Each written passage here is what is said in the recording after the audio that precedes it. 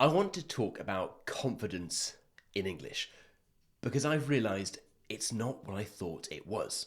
Now, when you think about confidence, your first reaction is probably to think about social confidence, the person who goes over and introduces himself to a group of strangers, or the colleague who stands up and gives a presentation without breaking a sweat. That might be confidence, but that's social confidence. Confidence in a foreign language, confidence in English, is a different beast altogether. There might be some overlap. It's probably easier for the person who is socially confident to be confident in English than someone who is naturally shy. But social confidence and language confidence are two different things. After all, how often have you thought or have heard someone say something like, I'm confident and funny in my language, but when it comes to English, I feel like a different person. I don't feel like I have the ability to be myself, to be my full self. So, what is language confidence then? Well, language confidence is your subjective assessment of your ability, not your actual ability, your belief about your ability, your opinion. It's not to be confused with competence, which is your objective ability, how good your vocabulary is, your internalization of grammar rules and so on, how good you are at English. So you have two separate things: your actual English ability, your real objective level, and your belief about your English ability. Now, you'd have thought that these two things would move together. You have a low level, you don't know many words, and you make lots of mistakes, so you have low confidence levels. As you start to improve, you learn more words, you make fewer mistakes, so you get more confidence. Well, funnily enough, it doesn't always work that way. And perhaps counterintuitively, as you get better, up to a point, your confidence goes down before it goes up.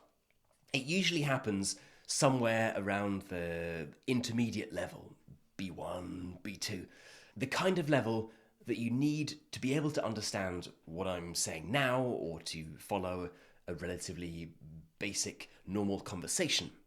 But before you get to a more advanced level. So, why is this? Well, you're able to understand more, so you become more self-conscious that you cannot yet produce the English that you can understand. You start to realize that the English that you have, even though it's pretty okay, is very far from native type level. You start to notice your own mistakes in real time. You hear yourself using the wrong preposition, or you mess up a verb tense. You know that there are certain words, certain phrases that you always get wrong. And there's this little voice in your head saying, that wasn't right, you've made a mistake. This is what you might hear described as the intermediate curse, that you know enough English to know what good sounds like, but you're not yet fluent enough to produce it automatically and effortlessly. And this can be crippling. You know that you need to keep practicing to keep improving, but you have this little voice in your head that is telling you that you sound silly, that you don't sound intelligent, that you're continuing to make mistakes, that you are smarter in your own language. So you keep your mouth shut. You don't talk as much as you know that you should. And your progress, your speaking progress in particular, slows down. So, if you are stuck in this trap, you know that you need to practice, but that voice is telling you to keep quiet. what can you actually do about it? Well, let me give you a few practical strategies. The first is to do with mindset. Now, I don't want to go too far down the route of motivational speak here, but we need to talk about mindset a little bit. And the first thing to say is this: if you are experiencing this phenomenon, you need to understand that this self-consciousness, this awareness of your mistakes, it's actually a sign of progress. Your ears have improved. Your internal sense of what sounds natural has developed. It's got better. This is a good thing. The problem is that your speaking ability hasn't caught up yet. And that gap between what you can recognize and what you can produce, that is what kills your confidence. Now, you might think that the solution is to keep on watching videos on YouTube, movies, series, listening to podcasts. After all, it's much easier and familiar, and you sort of know it isn't the answer, but you tell yourself that it'll help. Now, if you really struggle to understand native speakers, if listening really is a big problem for you, then sure, this can be helpful. But the funny thing is this: for most people, speaking is the far bigger issue. And the better your listening skills get, the better your comprehension becomes. If you aren't also working on your speaking, then this gap, this distance between what you can understand and what you can produce, it gets bigger and bigger. It's frustrating for you, and it can be a confidence killer because you can be listening to a conversation, understanding almost everything, but not able to speak. So have a little think about your own strengths and weaknesses in English. If you can watch movies or follow podcasts without any issues, but you feel like you don't have the confidence to speak up, well, you know the reason why. And here's another thing you can do. My second little piece of advice, and it might sound slightly counterintuitive. Acknowledge your mistakes out loud with humor. Lean into your mistakes. Make light of them. Have a bunch of phrases that you can use that make a little joke about what you've just said, and then move on. Things like, is that how you say it? Or, what's that word again? Rambunctious? Or, God, I always forget that word. These are the kinds of phrases that you can turn to if you make a mistake.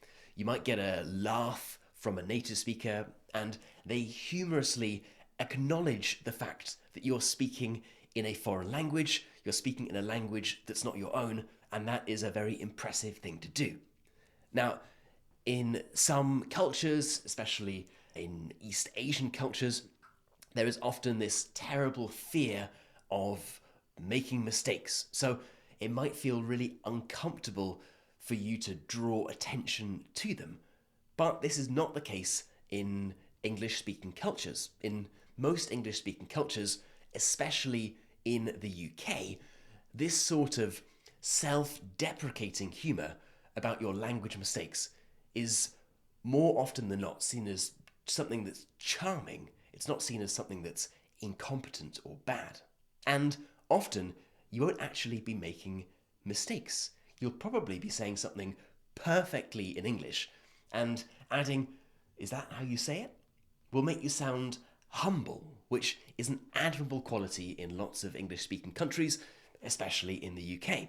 Now, to state the obvious, this works best when it is done occasionally. Don't do it all the time, otherwise it'll sound a little bit funny, but it can be a useful little tool to help draw attention, acknowledge, and then move on from a mistake.